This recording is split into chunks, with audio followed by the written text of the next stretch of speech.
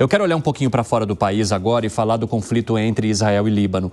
Fim de semana foi marcado pela morte do líder do Hezbollah, Nasser Nasrallah. Hoje, o vice-líder do grupo islamista disse que planeja a escolha de um sucessor o mais rapidamente possível e que está pronto para atacar Israel por terra.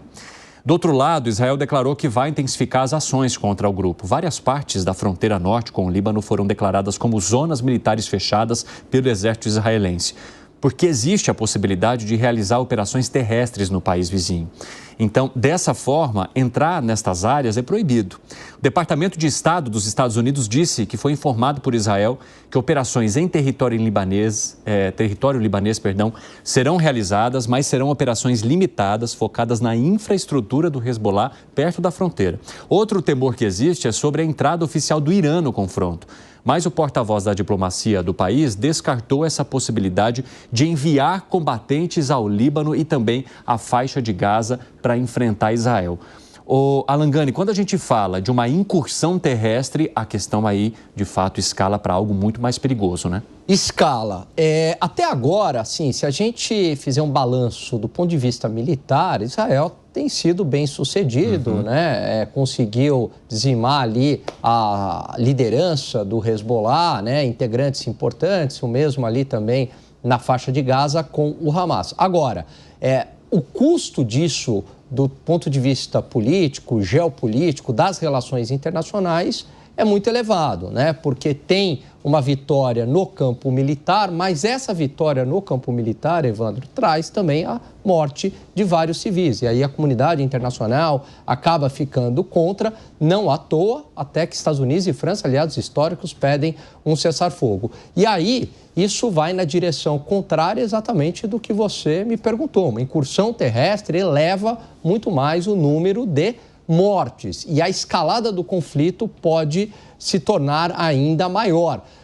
Vamos lembrar que se entrar diretamente o Irã neste conflito, né, não acredito que a incursão terrestre seja uma causa determinante para a entrada do Irã. Precisava ainda de mais elementos. Mas, se de fato ocorrer uma entrada do Irã, aí complica bastante, né? O Irã tem um efetivo militar muito grande, é muito bem relacionado com China e Rússia.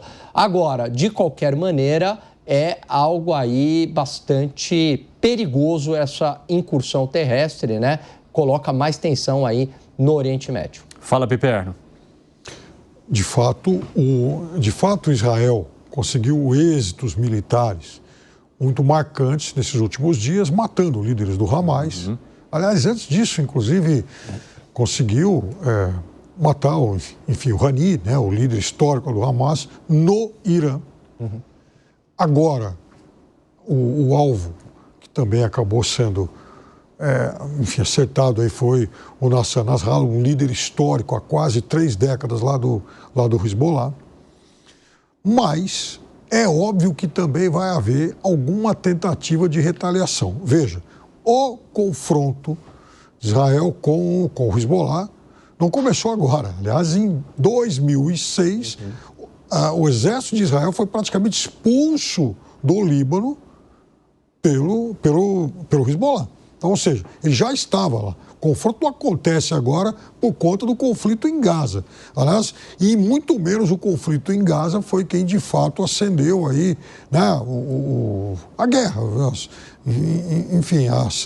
as agressões entre um lado e outro. Isso é algo histórico que se arrasta há décadas e, infelizmente, em outubro do ano passado teve aquele capítulo cruel do repugnante atentado do Hamas contra civis israelenses inocentes. Mas, enfim, voltando aí agora.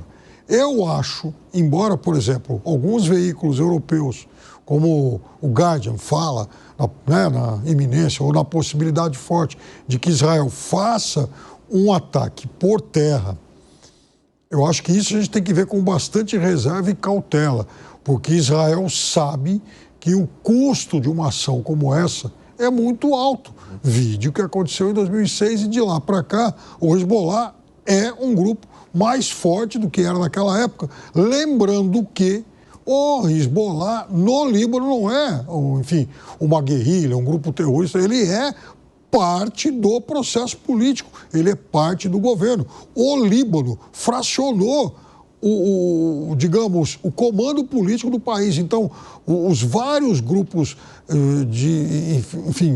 os vários grupos são vários grupos religiosos que exercem cada um naco desse poder. Seria muito mais difícil que a entrada em Gaza, né? É lógico. Então, é um grupo, digamos, que está muito mais capilarizado em todo o país. Ele não reside numa única região. Por isso também que ataques aéreos, eles vão sempre correr o risco de matar mais e mais pessoas inocentes, porque se esse grupo está espalhado, a cada lugar em que você vai tentar matar um líder, a chance de matar civis inocentes é muito maior.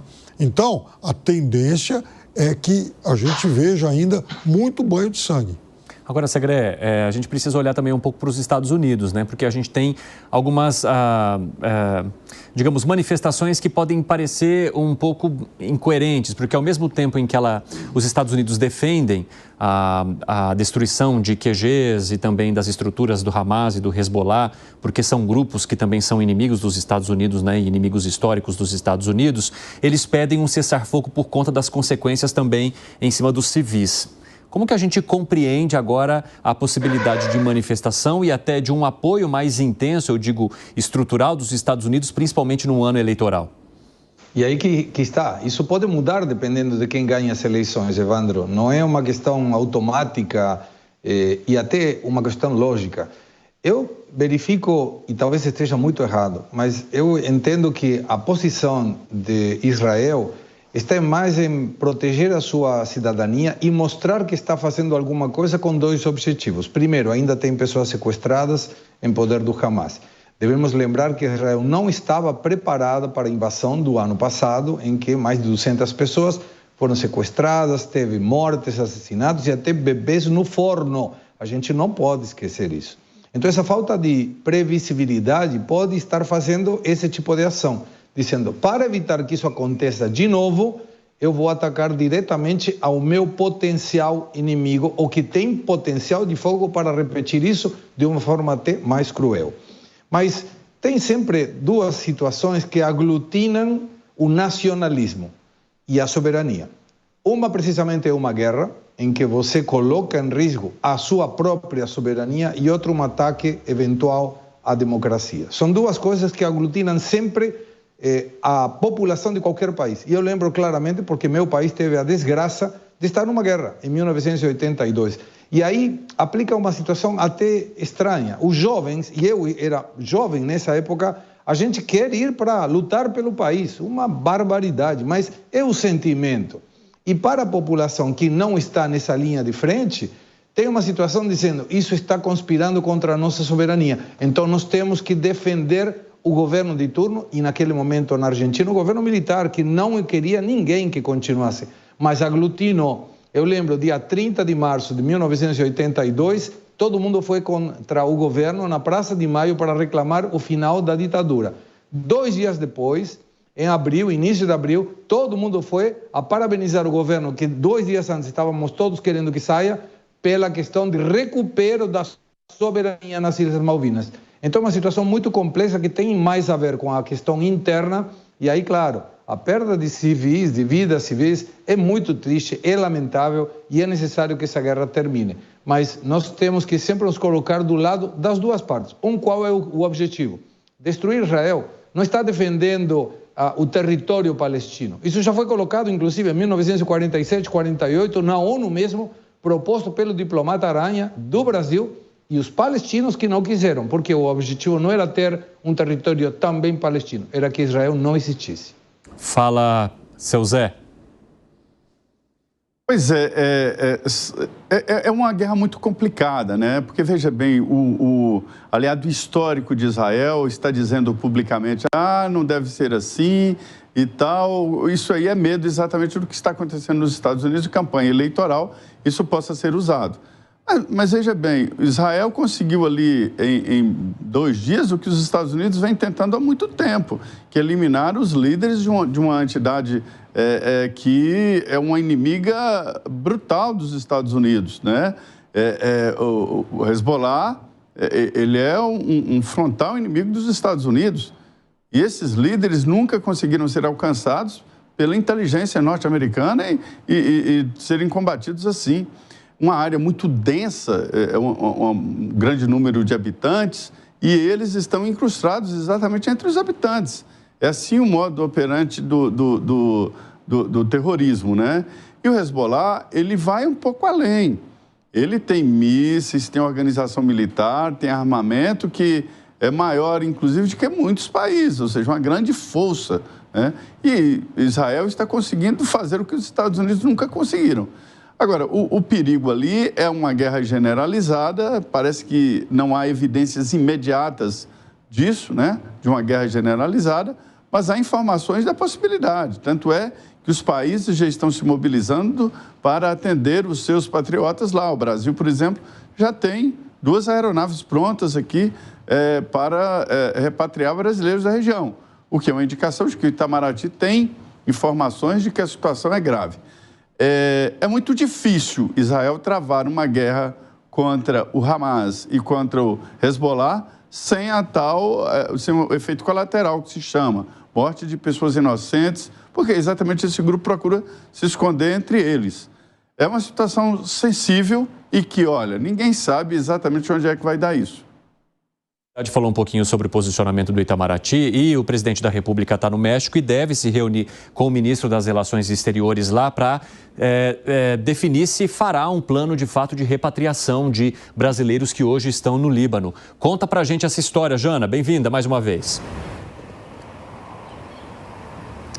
Pois é, Evandro, a expectativa é que essa possível operação de repatriação de brasileiros no Líbano aconteça aí, o anúncio, né, dessa operação seja definido o mais breve possível, nos próximos dias. Então, o Lula está nessa agenda no México, né, onde ele vai participar, ele viajou para lá para participar exatamente da posse da nova presidente do México, que é a Cláudia Sheinbaum, um evento que vai acontecer amanhã. E hoje, durante o dia de hoje, ele teve uma série de agendas, como, por exemplo, ele almoçou e também se reuniu com o presidente do México, López Obrador, e a ideia entre essas agendas, ele conversar com o ministro Mauro Vieira, uma conversa atentamente, porque desde quando o ministro Mauro Vieira voltou de Nova York, eles ainda não tiveram esse tempo para ter essa conversa de fato, exatamente, especificamente sobre uma eventual operação de repatriação de brasileiros no Líbano. Então, o presidente vai conversar com o ministro Mauro Vieira, porque dias atrás, o ministro, ele esteve com o chanceler do Líbano, né, que é o Abdallah Habib, lá em Nova York, e nessa conversa também eles conversaram exatamente sobre esse conflito entre Israel e Hezbollah e também sobre essa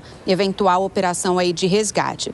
Então, Mauro Vieira vai levar ao presidente Lula essas informações que ele teve aí do chanceler do Líbano sobre os brasileiros lá em Beirute, no Líbano. Então, o Itamaraty já disponibilizou aí um formulário para brasileiros e para parentes que estão no Líbano pedirem apoio consular, porque desde a semana passada a Embaixada do Brasil em Beirute, na capital libanesa, começou a acolher esses dados aí de brasileiros no Líbano para uma possível repatriação. E a gente lembra que o assessor de assuntos internacionais do presidente, Celso Amorim, ele já se pronunciou sobre esse caso e ele disse que sim, há uma possibilidade de resgate, mas ele disse que isso não vai ser fácil, como foi, por exemplo, naquela operação lá de 2006, também, né, de repatriação aí de brasileiros no Líbano, e ele disse aí por diversos motivos. Segundo ele, o fato de a rota entre Líbano e Turquia, que na época foi muito usada, ser hoje muito perigosa. Então, que agora o Itamaraty está mapeando quais são as melhores opções. E agora há pouco também, Evandro, o presidente Lula, ele deu uma declaração numa agenda com empresários no México sobre essa questão, esse conflito entre Israel e Hezbollah, e ele disse o seguinte: ele condenou os ataques de Israel no Líbano e afirmou, ele chamou de chacina em curso na faixa de Gaza.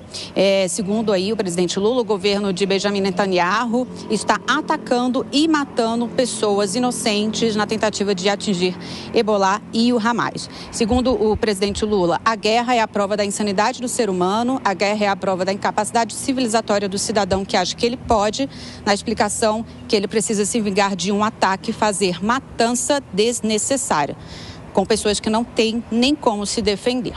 Foram as declarações do presidente Lula. Evandro. Pelas informações, Janaína, a gente vai acompanhar essa história e, claro, comentar aqui no nosso 3 em 1.